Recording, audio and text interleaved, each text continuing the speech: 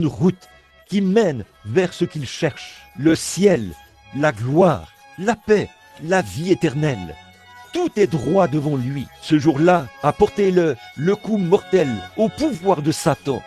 Il a mis fin à tout et je peux le voir là-bas. C'était lui, l'agneau de l'Éden. Dès la toute première ombre qui en est apparue, quand Abel, par la foi, a offert à Dieu un sacrifice plus excellent que celui de Caïn.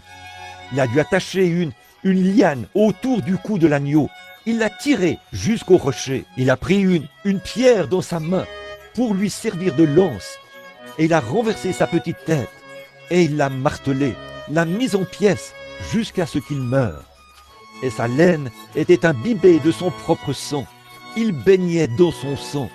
C'était une ombre. Mais ce jour-là au calvaire, là ce n'était pas un agneau de cette terre, mais c'était l'agneau de Dieu qui mourait, qui baignait dans son propre sang. Le monde l'a mis en pièces, l'a martelé, l'a battu, lui a craché dessus, l'a frappé brutalement, l'a giflé et tout.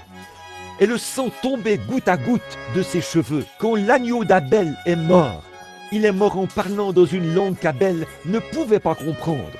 Il bêlait. Et quand l'agneau de Dieu est mort, ce jour-là au calvaire, il a parlé dans une langue, personne ne l'a compris. Mon Dieu, pourquoi m'as-tu abandonné?